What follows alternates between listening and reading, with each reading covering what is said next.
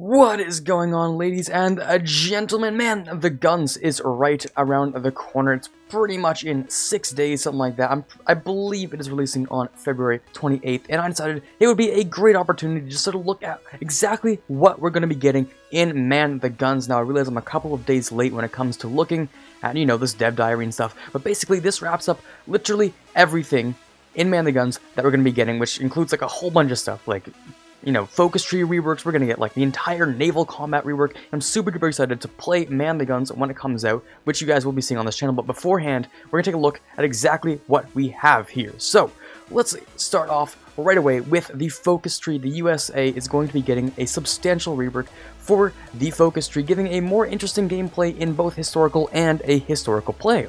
Apparently, a new Congress mechanic forces you to cut deals to gain the necessary support to push through this critical legislation. War plans now allow you to prepare for conflict with other nations instead of giving you war goals. The US can opt out of becoming more involved in world affairs early and might intervene in a war sooner at the cost of higher political costs for mobilization. So essentially, I haven't really played the US in Hearts of Iron very much at all. And so essentially, I'm not super familiar with the way that it plays currently, but apparently it sort of feels a little bit boring since you have, start off with isolationism, you have a whole bunch of civilian factories, not a lot of military factories, so you gotta like convert those and all that stuff.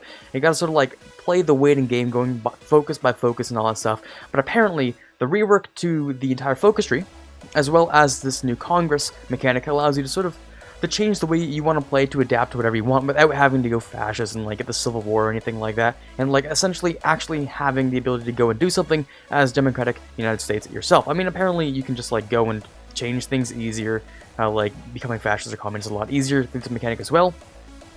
So the two alt history storylines allow you to turn the US into a communist country by rewriting the Constitution, neutering Congress, and desegregating the country some 20 years earlier, which will provoke a response from the rest of the country, ultimately causing a second civil war. On the other side, openly allying with fascist silver shirts and pushing for blatant voter suppression will require you to fight for your life as the country tries to stop you from pushing through your agenda. So essentially, you're gonna get, this kind of looks a lot like, it reminds me a lot of the second Civil War that you get in Kaiserreich, the Kaiserreich mod, which essentially you get like, this looks basically the exact same, where you have the southern states here, of course, is the Confederate states, then you have little, apparently these are the unaligned states of America, which is pretty interesting. But basically I'm pretty sure in the Kaiserreich, it's like you got like the syndicalists up here, you got like the, I don't even know, paternal autocrats. I'm not really sure about the ideologies of Kaiserreich, but essentially just the map itself really, reminds me a lot of it. Next, we got the focus tree for the United Kingdom has been completely reworked and expanded. Well, not completely reworked, but apparently it has been reworked and expanded. And we can take another look at this if we really want to, go further into looking at this dev diary and stuff, which I might want to look into because I am a little bit interested in playing the New Britain. They look really, really interesting, honestly. Like, this tree looks absolutely freaking amazing. Look at the size of this thing. This is massive. This is ridiculous. I really do like the way that they're going with this. Let's see it here. We got Steady as She Goes, Global Defense, Home Defense. Okay. Where's the, there's gotta be ways to change colonial policy and stuff. You can basically go for, decolonization if you really want to, which is interesting. And you can also go with, where's it? Where's the ideology stuff? I want the ideology stuff. Okay, yeah, here we go. We got the changing course, which essentially, I'm just gonna, like, cut to the chase with, like, a little bit explaining down here. Of course, it has it, like, here and all that stuff, but basically, what you have here, for, you have the basic stuff, the Steady as She Goes, which I'm pretty sure is just like, the default, which is what the AI in historical AI is always going to go for, the Steady as She Goes. So you can go for home defense or global defense and all that stuff. I'm pretty sure it's probably going to be like, I'm not really sure. Home defense is probably the one you're going to go with. Not entirely sure, but essentially, the AI is probably going to go with Steady as She Goes. But you, as the player, have basically 3 options to do whatever you want. Essentially, you have the change in course, which is, obviously going to be changing from democracy and all that stuff. And you can either do, you can do one of 3 things. First of all, what I find really, really interesting is you can try to turn it kind of into an absolute monarchy, I believe is what this sort of thing is. Where essentially, you have everyone just trying to support the king, trying to get rid of the prime minister, make it an absolute monarchy. Which is interesting, because I know in the past England was like, not really about the absolute monarch stuff. They tried a couple times, but it really didn't work out. A couple civil wars and all that stuff. But essentially, the King's Party tries to make that work, try to get your entire country to non-aligned. The Organized Black Shirts, pretty much, I think you guys have all seen this emblem before. It's obviously the fascist route. You can go the British path to fascism. You can get the Italian Alliance, which I'm sure is going to be super useful. I'm just joking. It's probably not going to be. Then you got obviously the King and all the stuff down here, which is nice. Unite the Anglosphere, which is something I find really, really interesting because I think this flag, first of all, looks cool. And second of all, I think would be a pretty interesting scenario to look at. I'm not entirely sure about the stars there because that'd be a little bit difficult to do. I know there's something you can do. Let me go back over to scroll down a little bit. Let's scroll up. Where is it? Ah, yes, okay. Commonwealth of Nations. I know it's something you can do, which is really, really interesting. I think, I don't know. It would be okay. I think it's a little bit, well, you get the cores, right? I'm pretty sure you get the cores. Something interesting. Yeah, I'm willing to try that at some point. In fact, I might try that right as it comes out, because that seems really, really interesting, playing as Britain and just sort of bring everyone together, except for India, of course, to become independent after that, because they're not entirely part of the Commonwealth in terms of, you know, colonized and stuff.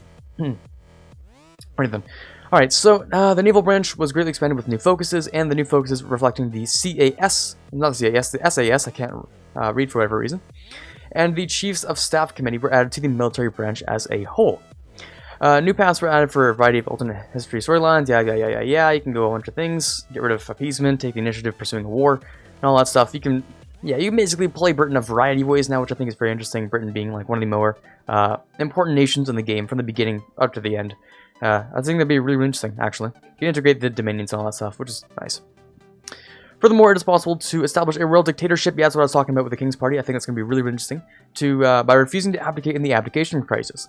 To use the black shirts marches to spread popularity for Mosley's British Union of Fascists, or to petition for the trade unions for aid and rearmament by acceding to their demands, and thereby slowly succumb to communism. Okay. So it's got its own little, like, actual context when it comes to changing to fascist or, like, you know, non-aligned or communist. I think it's really interesting because honestly, a lot of countries, they sort of just like, you put a guy as your governor, and for some reason you just become communist. I don't know, he just walks around and he's like, hey guys, communism's great.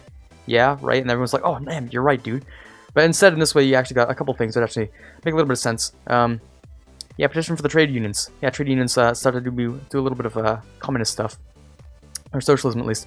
Then we got a brand new focus tree for Mexico, which I think is very, very interesting. I wanted a Mexico tree for a very long time, because it's sort of like, it finished the trifecta of like North America, each having their tree. When Canada got a tree, I thought it was very interesting, although it's not the greatest tree, in my personal opinion. I think it could use rework for like literally doing anything other than democratic, because it's a little bit, you know, it feels a little bit clunky, not gonna lie. But you know what? I live with it. Everyone lives with it. It's alright. But what I really wanted was this Mexico tree, because I think it would be very, very interesting, especially with Trotsky. Now, in the brand new Mexico focus tree, problems of economics, instability, and political reform take priority for the revolutionaries of Lázaro Cárdenas, which is probably a terrible pronunciation. Foreign oil companies are draining the wealth of the nation, regional governors and renegade army generals defy the authority of the central government, and idealistic promises made by the ruling party to its base of support amongst workers and peasants must be reconciled with the reality of power. So, if Mexico can overcome her internal problems, she's in an excellent position to bargain with the great powers of the world for a place at any conference table, or she can reject the cynical imperialists, instead seeking to rally the long-suffering peripheral nations of Latin America, become a great power in her own right. That's something I think would be very, very interesting. I remember playing Road to 56. If you could manage to unite Central America as Honduras or whatever, you become like the Spanish, like you become the new Spanish monarchy or whatever reason. But apparently, it just gives you a whole bunch of bonuses, a whole bunch of factories and all that stuff. So essentially, I'm thinking if Mexico can really take down Central America, go into South America a little bit, I think you become like more than a good enough position to invade the United States if you do it early and early enough, which I think would be very, very interesting. I do like seeing new and inventive ways to take down the United States because they become such a giant power that it becomes so, you know, satisfying to just take them down whenever you can, which is very interesting. Mexico is also one of the nations where we use a nifty new feature in some of the trees. Resources can actually be owned by other nations, which is controlled through focuses, which I find is a little bit interesting, because it seems like you actually don't get any factories out of this. I see you get 13 factories here. I'm pretty sure that's the base starting for Mexico. And what you see here is you have like at least, so what is that, 23, that's like 3 factories you should be getting there at minimum, right? I'm pretty sure Mexico doesn't start with 10. I think they do start with 13. So that's a little bit interesting. You export it, right? But you're not getting any factories. Apparently people actually own it, themselves, which is a little bit odd, but I see it sort of has its own historical context and stuff, which might be interesting to read into. But yeah, apparently life can suck for you a lot more than just like not having enough resources. Apparently you can be in negative resources even further while you're producing them, which is interesting in its own right. Next, we have the Netherlands, a brand new Netherlands focus tree, which I really wanted for a long time, just as well with the Mexico one. In fact, I'm not even sure if the Mexico one has the Trotsky.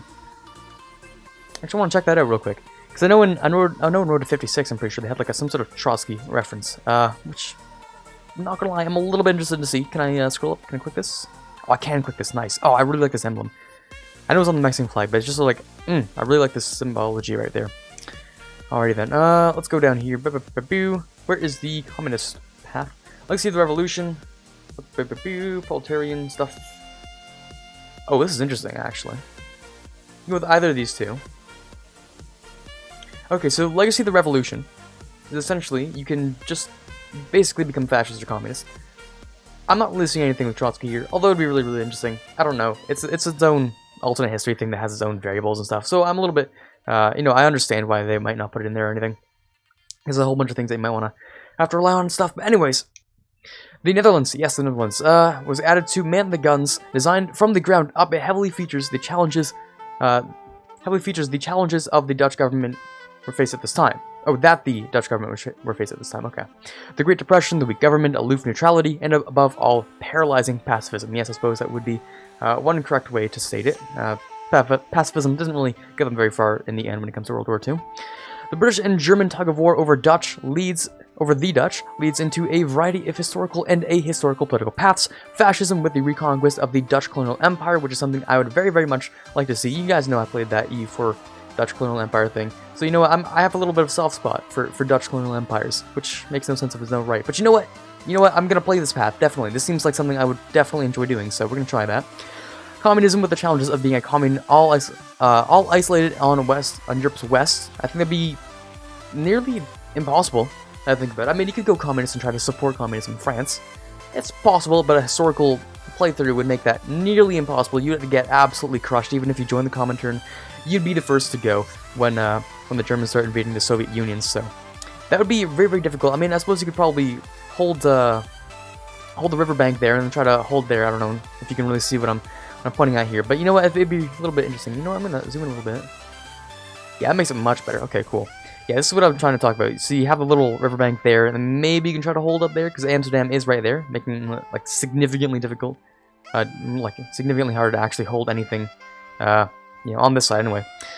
Alrighty then, the British and German tug of war, yes, I already read that. Got a whole bunch of things here. We got the Orange Bovan. I'm assuming this might be possibly the monarchy's path. Unity through democracy, in quotations, meaning you can either go with Britain, or you can form the Benelux.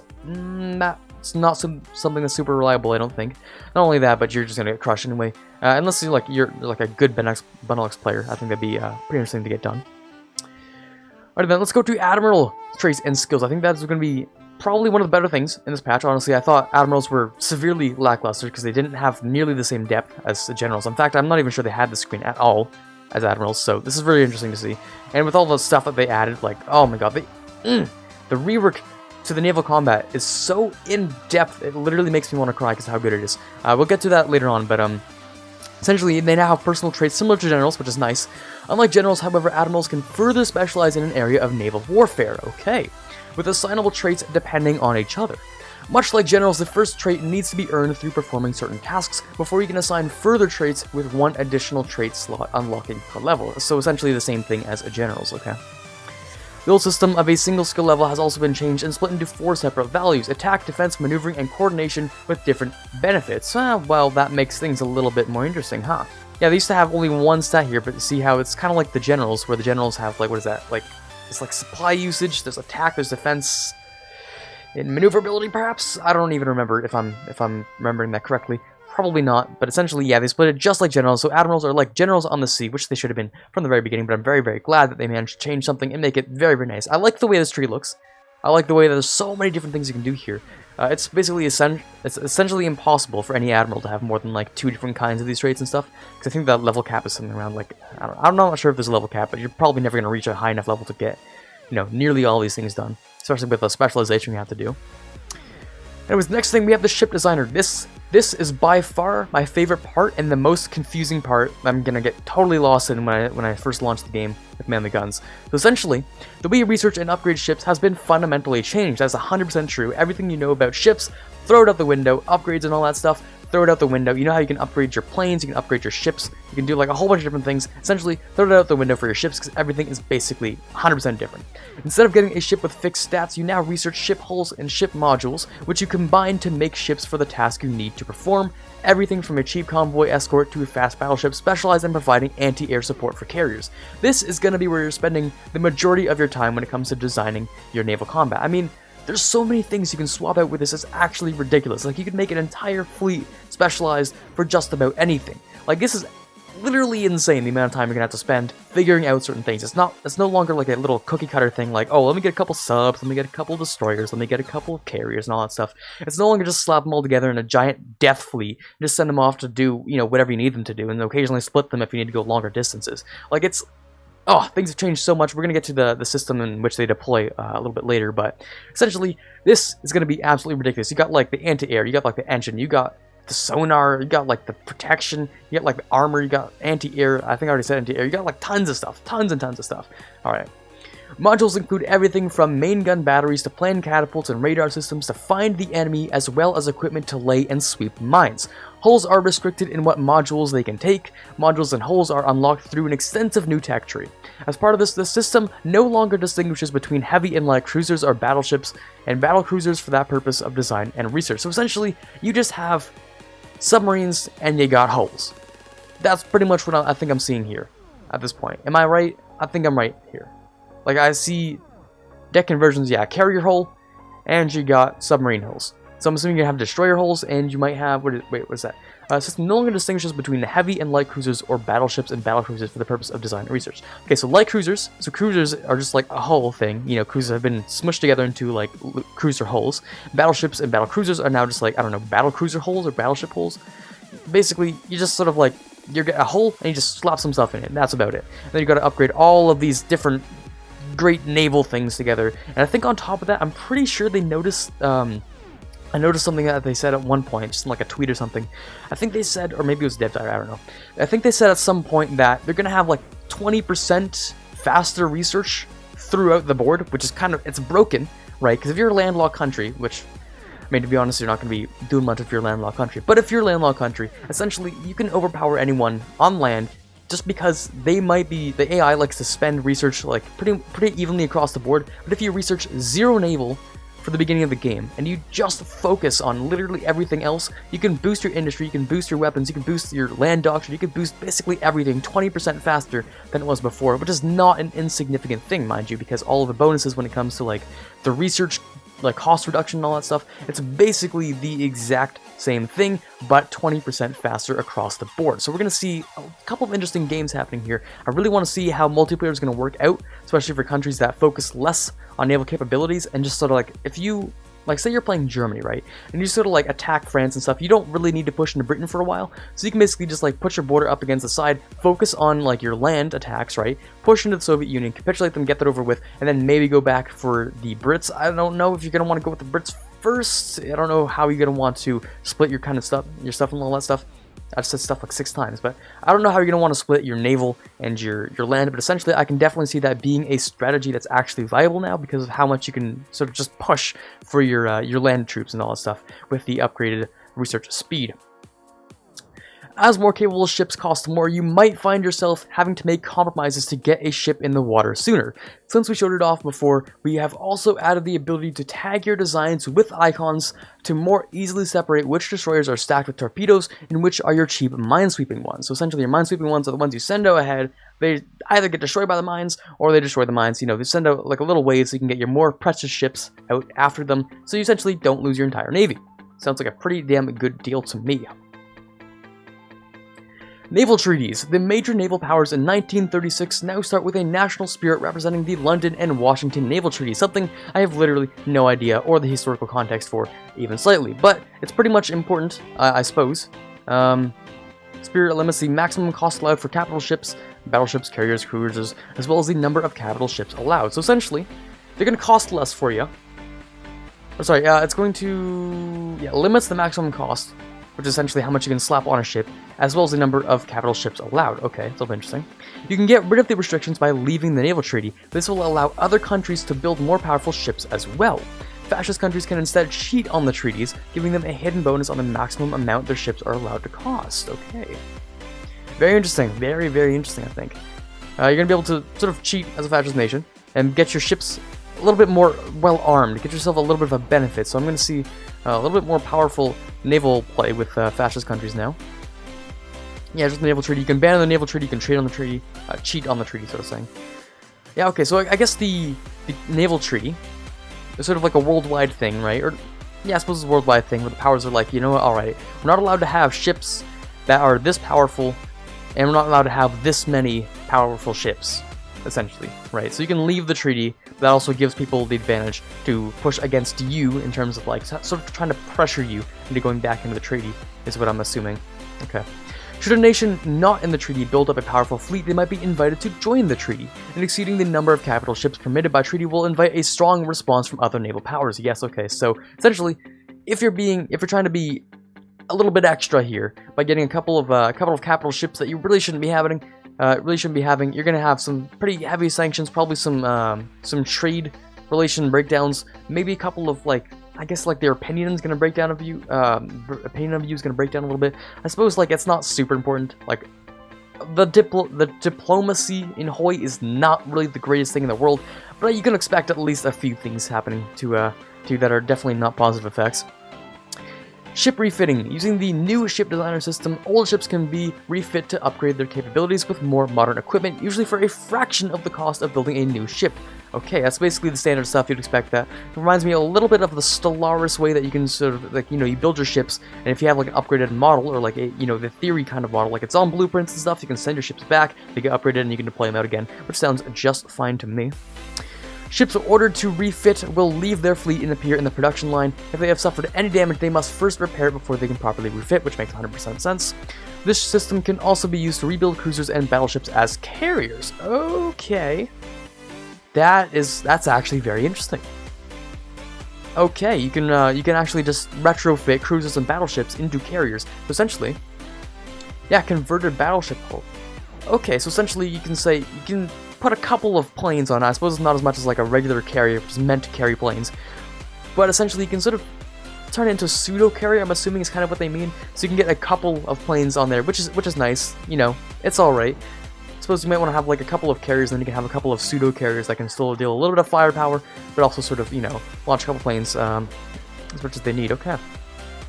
Mines and sweeping. We have added naval mines to the game, which I find probably one of the most interesting features, honestly. Guarding your coast is going to be significantly easier. Like, naval landings are going to be much harder, I believe, in this, in Man the Guns, because these mines, these are going to be a pain. Like, you guys know this is going to be an absolute pain to deal with. Like, you can't really see them. You have to send out an entire fleet to either sweep the mines or get completely obliterated. And if they get completely obliterated, you don't even know if the mines are still there or not, because you don't know if all your ships just died to a certain number of mines, and they're like, they only died to half the mines or whatever. But yeah, this is gonna be interesting. Okay. More modules can apparently affect the speed at which mines are placed or removed. Okay, cool. Mines are laid per Z-zone, with up to 1,000 mines laid per side. Operating ships in a zone with enemy mines slows them down and runs the risk of suffering damage that can be fatal for smaller ships. Yeah, this is gonna be ridiculous. Like, your subs are gonna be relatively okay, right? Because the subs can go much, much further than the mines are supposed to be at. But your little ships, like your destroyers, are basically, you know, they're gonna be the destroyees. They're gonna be completely obliterated if they get caught in these mines. Alright. Supervised state, nothing too interesting. It's basically just a new democracy, only autonomy level, which essentially means it's not really puppeting, it's sort of like guiding the nation. It's sort of what happened. It makes it more realistic when, like, the historical World War II is over. Essentially, Germany is split into East and West Germany. They become a supervised state. Apparently, West Germany becomes a supervised state instead of just becoming a puppet of the Allies, which makes a little bit of sense because they sort of drift towards democracy, and then eventually they're allowed to leave, which means they're basically a state, democracy, and all that stuff. So that's going to be interesting. The only weird thing is that if this happens at, like, you know, when it's supposed to, which is like 1945, the game doesn't have that many years left in it, and I'm pretty sure like 45 is probably one of the last years of the game. Honestly, I mean, Road to 56 can obviously take you much further than that, but I'm pretty sure 45 pretty much all you're gonna have here. So I don't know how long it's gonna take for the supervised state to become independent again, but it's gonna be a little bit interesting to see if it'll like actually have any effect or anything. I think it's more of like a flavor thing more than actually being effective in any way whatsoever. So the thing, this government's in exile. This is important because essentially, you know how like once your government capitulates and the peace treaty isn't signed, you can't really do anything, which kind of sucks. You know, it really does suck, especially if you're playing multiplayer. You know, you get capitulated. You want to see if your side ends up like bringing you back to the game, but you can't really do that because you just gotta chill and wait for yourself to die. And if you get brought back in, well, you can't just be out like doing some errands or something. Like you gotta be there at your computer, either just like, you know, checking your phone, looking at memes or whatever, looking at some YouTube videos or something. But like essentially, you can actually do stuff now, which is nice, and you can reinstate governments in exile, which is much better because instead of just like automatically giving them the land, I always felt that just doesn't feel as good. Like just automatically giving back the land. Like what if I wanted to have strategic control of that for a little while? Maybe I need the factories, maybe I need the certain things. Even if I don't get the manpower out of it, maybe I want the factories, maybe I want like the resources there, and not just like giving them to a government, which essentially can't do anything because it already has 0 troops itself. So, alright, just saying. So apparently you can have a whole bunch of people from governments in exile serving in your alliance, or in your, you know, what's it called? You know, basically just in your faction. That's what it's called. Yeah, okay. You can have a whole bunch of people serving in your faction from your exiled governments, which is nice and stuff. It's just free manpower and all that stuff. So apparently, at their height, they number almost 250,000 men, which is not even slightly an insignificant number. So French, Greeks, Norwegians, Dutch, and the Czechs got a whole bunch of stuff going on there. Okay. Polish pilots proved their mettle in the battle for Britain, among others. Okay. The main focus of this feature is to give extra power to democracies in that nations. Oh wait, hold on. Doesn't make sense.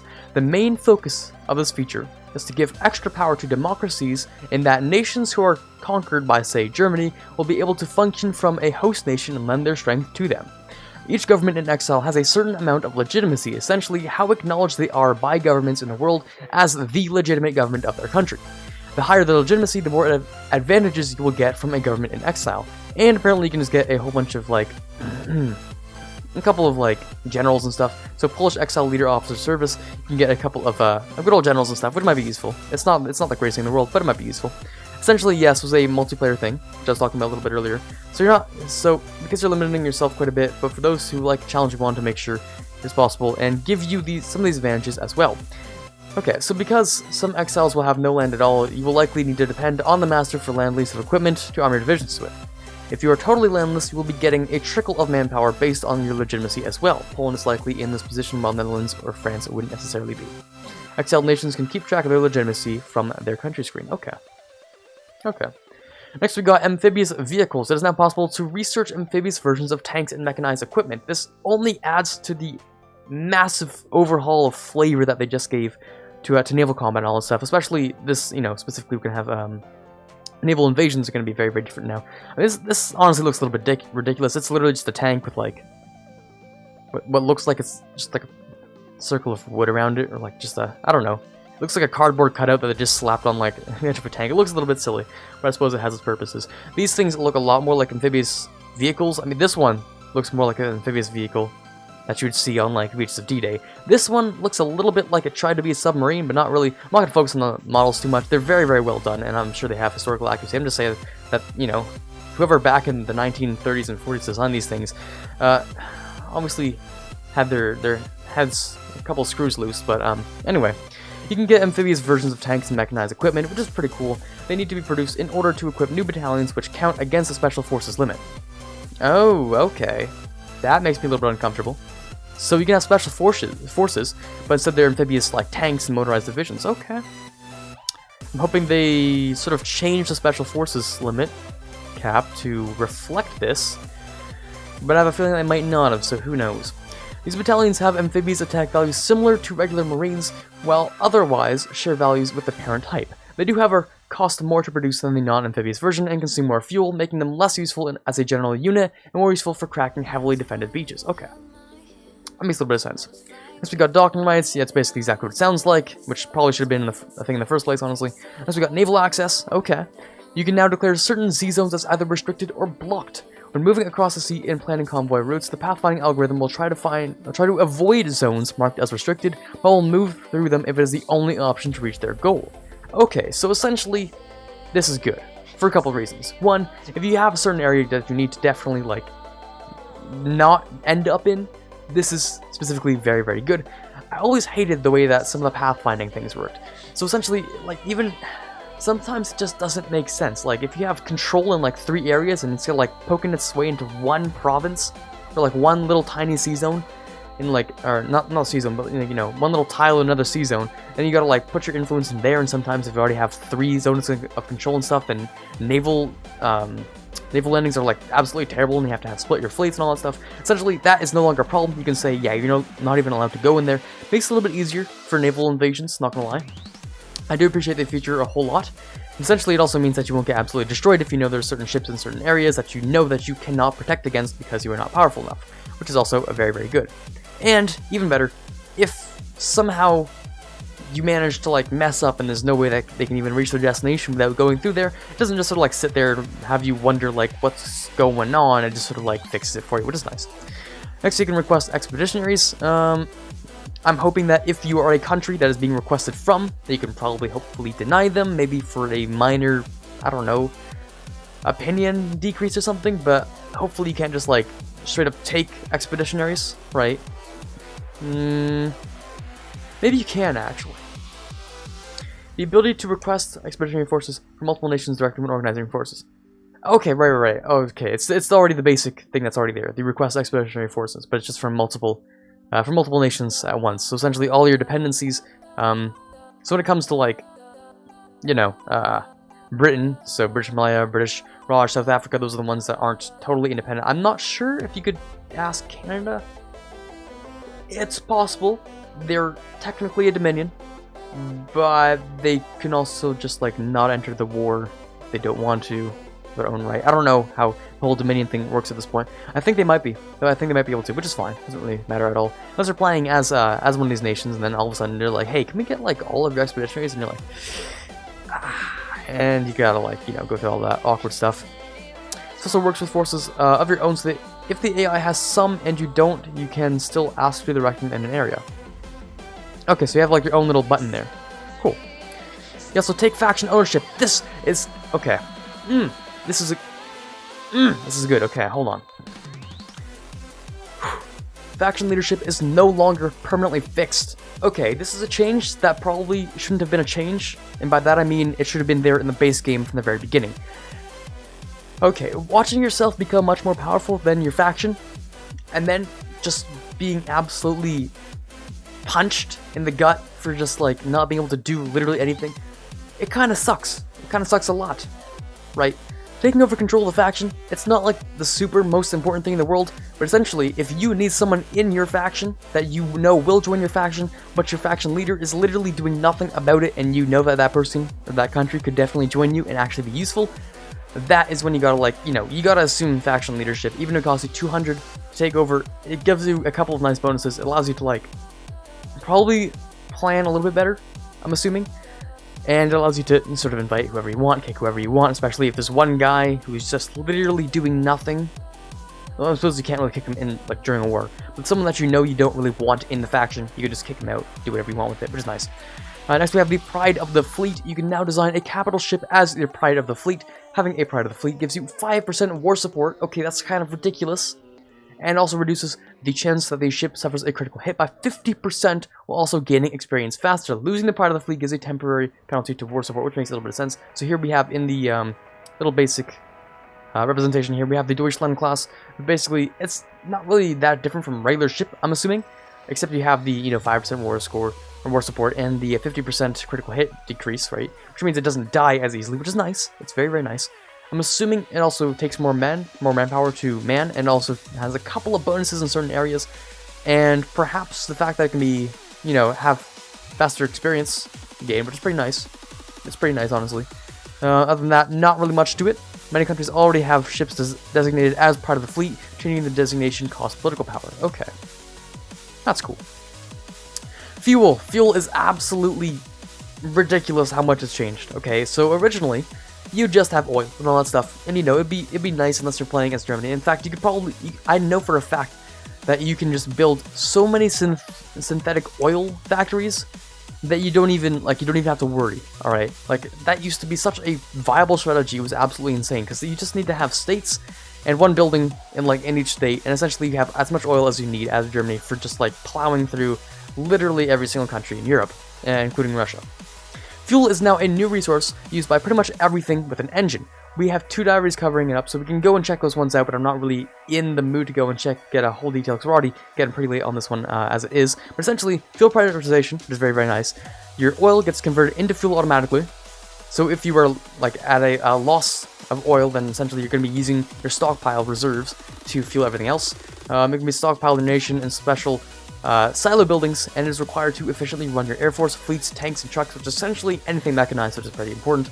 It is created from oil or from synthetic refineries. Okay, so the synthetic refineries are the same thing. They now produce directly fuel instead of oil, which means you can't use your excess oil to trade for factories. Essentially, what you could have done in the past is you could have just gotten a whole bunch of oil refineries and stuff, which give you enough oil for whatever you needed, and then if you had extra, you can sell it for factories and stuff. So essentially, it's using a building slot, but it's also like giving you resources as well as occasional factories for trading and all that stuff. It was pretty much a pretty good system, but now the thing is completely changed. You're just getting straight up fuel from your synthetic refineries. Okay.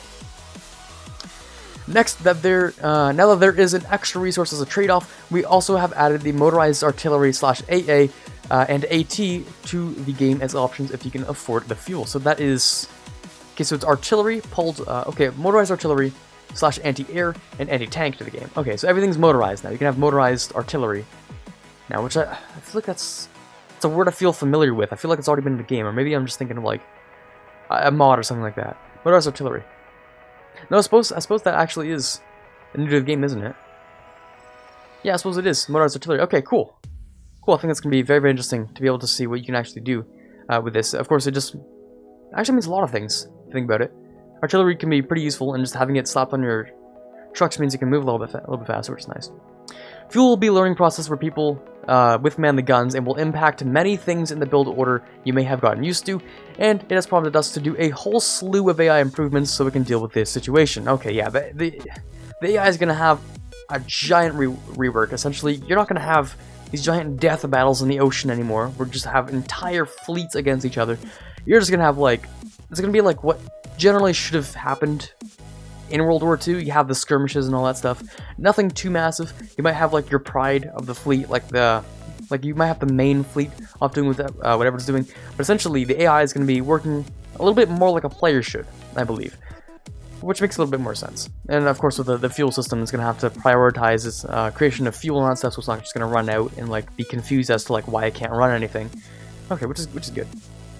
We're going to do a new naval combat, which is obviously something that was very, very necessary. A completely redone naval combat system was pretty much critical at this point. The naval combat was broken in so many ways. I could make an entire video of how broken the naval combat was. You could have ships flipping sides, like that's still a thing, I'm pretty sure, in like aerial battles, like when there are planes involved in you know, like naval battles. You could have, for some reason, like ships and planes just swapping sides, and like things in the UI which just didn't make a whole lot of sense, and things were all wishy-washy and weird and stuff. But hopefully that has been entirely reworked, completely smoothed out. And of course, we have like the new like sea zone stuff, which is really, really nice. And all that. Okay, yeah, all the sea zones and stuff makes it very, very interesting. You can see they got like the storm there. You got shark infested waters, which is nice. The field is now split into ranges and roles, which allows us to better capture the image of these. Things like positioning and screening and abstract into real values and overview of the types of firepower your fleet has. Yeah, okay, firepower stuff. Task force and UI. Task force is very, very nice. It's essentially exactly what it sounds like. You can just create, your fleets can be assigned into task forces, which go out and do certain things, and you can even see like the certain things that each ship has sunk and all that stuff, which is nice. I'm not going to go too into detail with the task force stuff, because you guys can figure it out yourself. It's not super important. Well, it's super important, of course, but it's not super interesting to look at. Naval missions, of course, it's exactly what it sounds like. You can go search and destroy. Invasion support mission. Yes. This is important. I'm not going to go into much detail about it. But yes, I like the sounds of this. Hopefully this is going to be actually useful. It sounds like it's going to be super duper useful. So hopefully this goes as well as, just about as well as we hope it does. Because naval invasions, although doable, were pretty much inferior to any sort of like airborne division drops when it comes to minor countries. So this is just going to be a lot of fun, really. It saves fuel as big ships, so a lot of firepower. Yeah, you can just tell them to wait until their time has come to go do something. Mine warfare is also conducted through your naval missions. Okay, you got all these tasks out here. These are all the same ones that were there, but you also got like the removing mines, planting mines. You got, I'm assuming this is the escort, or like, not escort, but you know, invasion support mission. Then you got this, which is, I'm assuming, just like an auto or something like that. I don't know. Naval and air training. Yes, okay, train your ships and air wings to the cost of fuel and the occasional accidents. Great way to spend to get some XP for speeding up doctrine and do some design changes in peacetime. Yes, I also did a couple of things I'm gonna mention later on, but this is very, very exciting. You're gonna have a couple of actual things to do with your naval experience, since you can no longer upgrade your ships using naval experience. Like, you gotta like research the stuff yourself and then outfit for the ships and all that stuff. New ship production and names. Ship production for more historical results where it's hold on. We have changed ship production for more historical results where it's comparatively hard to rebuild a capital force. Okay. Capital ships can now have a max of 5 dockyards assigned, while other ships have a limit of 10 and convoys have no special upper limit. Okay, this is interesting because essentially you could have had an infinite number of dockyards, and dockyards, they weren't even slightly the way that well, they weren't entirely the way that like you know, your military factories were. Essentially, like, I don't really know how to describe it. It didn't really have like a production efficiency chain thing, which it still doesn't. I do like the change to the system where you can't just have like infinitely fast like speeds on literally every single ship that you're making, which is nice. Together with this, it is now possible to name ships while already in the production queue. Okay, super useful because this is usually when you have the most time. Yeah, okay. New ship repair. Ships no longer automatically repair at no cost. Instead, you will now need to assign naval dockyards to repair them. Damaged ships head to the nearest naval base for repairs. The amount of naval dockyards that can be assigned to repair ships in a naval base depends on the level of the naval base. If a naval base is overloaded, you can order ships to move to a different naval base to get them repaired faster. Okay, so you're gonna want to like modernize, like create efficiency when it comes to repairing your ships. Apparently, you see a whole bunch of things in queue. 21 days, 2.5 months. Yeah, these things can take absolute like decades to actually get done. That's gonna be a little bit worrying when it comes to having to fix your ships, because I suppose naval combat's a lot more, you know, realistic when it comes to like if your ship is damaged, it is damaged. Like you're not gonna be getting that guy back to repair and then in like 5 days you're gonna get him, you know, out to keep on going. Like this is like an actual issue when it comes to getting your ships damaged. So 9.7 months, although I feel like that's gonna like take your ships out for a long time. If you keep your stuff balanced when it comes to like taking your ships out and bringing them back in for repairs, I think you can create a good little system here. It's kind of like the system with like the land units where they do the rotation and stuff. If you do that well enough with your ships, I think you can have an efficient naval system, which is nice. Naval terrain is completely different now. It is now actually everything different depending on geography. Every sea zone was assigned 1 of 4 types: deep ocean, shallow sea, fjords, and archipelagos. Regular ocean, hold on, wait, it said 4 terrain types: deep 1, 2, oh, fjords and archipelagos is 1, okay, and then regular ocean. Each terrain type benefits different ship types, of course. Makes a little bit of sense. And then you can also have extra things like having, I don't know, like shark-infested waters and all that stuff, and that's going to be interesting as well. Beyond the terrain types, we also have temporary modifiers. Yeah, sharks in the tropics and ice floes in the Arctic seas. Okay, cool. We got the boost tech with XP. It is now possible to spend XP on certain technologies. Hell yes. Hell yes. This is... Oh yeah, this is great. This is great. Spend XP on certain technologies. That is... If you don't think that is significant, I don't think you've played enough HOI4. The amount of XP that you just sit around doing nothing with is actually ridiculous, right? So the amount that you can have like going towards something useful, it's something that mods have fixed a lot, but really it shouldn't have been up to the mods to fix it. Like, I'm pretty sure Rota 56 had a system like this. I'm not sure if Kaiserreich did. I do remember something kind of like that, but I definitely remember Rota 56 having something like that. So this is really, really interesting, being able to spend XP on actual certain technologies. Now, they used to have it so you can just like have an upgrade on a certain class. It's just like as a regular speed, but now you can have it on very specific things. Okay. Next, we got the raiding impact. To make raiding more impactful and hard to ignore, no matter how strong your production capacity is, we added a new strategic effect that lowers the war support of nations subject to convoy raiding. Blockades are actually goddamn important. If your trade convoys are being raided, that sucks for you. Of course, your war support is going to be decreased. What are you going to do? You see little Canada here? This little Canada back in 1940 or whatever, it's not super powerful. All they could do is send out convoys. And if you're trying to, you know, save Britain by sending out convoys, then they're just getting absolutely destroyed by German submarines. Well, of course, you're going to be a little bit upset about it. So, I mean, that kind of makes sense to add this in. I really like the flavor, although it's going to be a little bit difficult to play certain countries a historical way, especially, you know, as a reference, Canada right here. It's definitely going to be very interesting to look at. Next we've got on-map decisions, creating the black shirt march, yeah, okay, you can basically just click wherever you want your little march to happen, which is nice. And you can do a couple things. Oh wow, that's a whole bunch of stuff here. Demand reduce trade, okay, yeah, whoa, that's a lot of stuff there, okay. Actually makes it a lot easier if you think about it. I'm pretty sure in Road 56, there's this thing you can do where you can just like get rid of bandits if you're playing as like Manchukuo or something. Now, I don't want to talk too much about mods, but stuff. Essentially, this is going to be super useful for stuff like that, where you don't have to have like 16 different decisions for where you want stuff to happen. You can just click the button and you can have like a map and a whole bunch of stuff to pop up, which is nice. You also have cancelable focuses. This is something I always wanted to have because, I mean, hopefully this isn't just like man the guns thing. Hopefully this is like in the update, because honestly, every player needs to experience this. The misclick frustration that I've had is immeasurable. It's literally impossible to predict when you're gonna misclick something. So when you do, like, or maybe you have one idea in your head, or maybe you forget what focus you actually want to do because you thought about it like 10 minutes ago. Then you go and you're like, oh, what focus should I do? And you just click something random, and you're like, oh god, no way, I was supposed to do this focus. Having those 10 days of accumulated focus progress is very nice. You can basically just like, you have 10 whole days in the game to click the button and be like, oh man, I totally shouldn't have done that. Let's click this one, and then you have 10 days of progress already saved for the next focus, which is very nice. Next, we've got a whole bunch of gameplay rules. Essentially, you can just sort of like change everything the way you want to. You can have Germany restore the Kaiser naturally, which is something I've actually never experienced in my entire life. I would like to see them try this at least once. So having custom game rules, I think, would be very interesting. You can just change everyone however you want. You can have like a fascist Poland if you want. You can just change literally everything, which I very much like. I'm not sure if this includes every single country in the game, or maybe just all the significant countries. I don't think any releasable nations will be in here. So no Vichy France, no like. None of the independent African nations that you can just like release if you're doing decolonization as Britain and France or anything. But essentially, this is going to be very interesting. Having your own custom scenarios, be like, you know what? I can already see it in my mind. Like, what if you had a world where every single country in the entire world was fascist? You know, you could do that with this. Or like you had a fascist world revolution or a communist world revolution. I think this would be very interesting for alternate scenarios. I think this is going to be pretty much one of the more significant things when it comes to having a very interesting scenarios to play through, honestly. Next we've got map modes. I do like the fact that they're adding more map modes. Map modes are basically one of the things I like to look at the most when it comes to just staring at the map and doing literally nothing useful with my time. But if I'm going to be doing nothing useful with my time, or just waiting for, you know, time to pass, because I know there's a lot of waiting that happens in HOI4.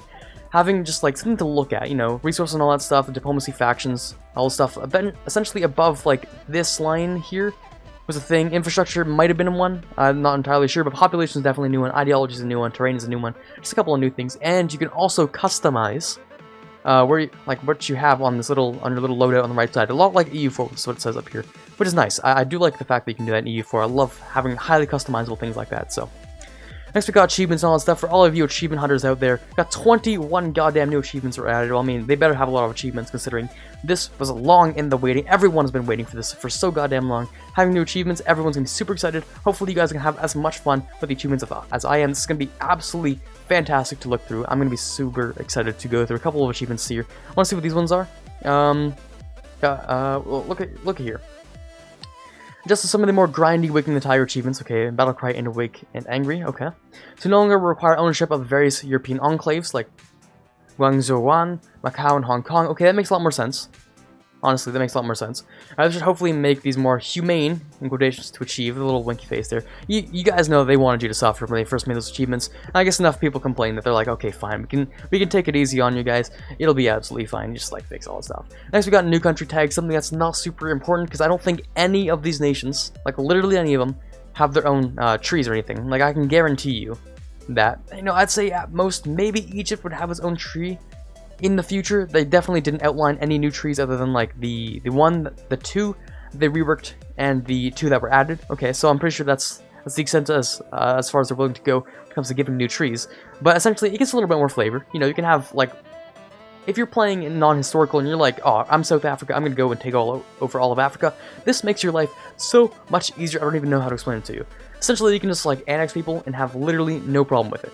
Literally no issue. Because you don't have to like wait for any world war to end for you to actually get this done. So hopefully if you're playing non-historical and, you know, Britain and France somehow conveniently together decide, you know what, let's just decolonize Africa and all that stuff. I mean, of course, you can have like, it would rely on Spain, Portugal, France, Italy, Britain to do all these things, but you know, it is entirely possible. I think this would be pretty interesting to play through. Of course, if you want to go through the game and like just like start off with everything being decolonized, you can just like play as each nation and be like, yeah, let's release all these nations, and then you can do that thing yourself, having your own little, I don't know, battle royale in the middle of Africa, which now sounds a little bit weird now that I actually say it, but you know, this could be interesting. We have a giant list of new tags. It doesn't even just include Africa. We have a giant list here. I'm not really willing to go through all this stuff, but you have people even, you have nations even in like the New World. You got like, Curacao, I'm pretty sure is a new one in the New World. You got Fiji, Melanesia, you got, let's see, a couple of other ones. Cyprus, which I think would be very, very interesting. You got a couple of other ones. Let's see, Pakistan, you can see right there. Turkmenistan, believe you have a couple in Kyrgyzstan. And then in the New World, you have like Jamaica, you got like, what is it? A couple of other ones I remember I had my eye on. Also, Malta's a new one. I don't know what you're gonna do as Malta, just sort of chilling there. But you know what? At least you have a tag now. Sri Lanka's one as well.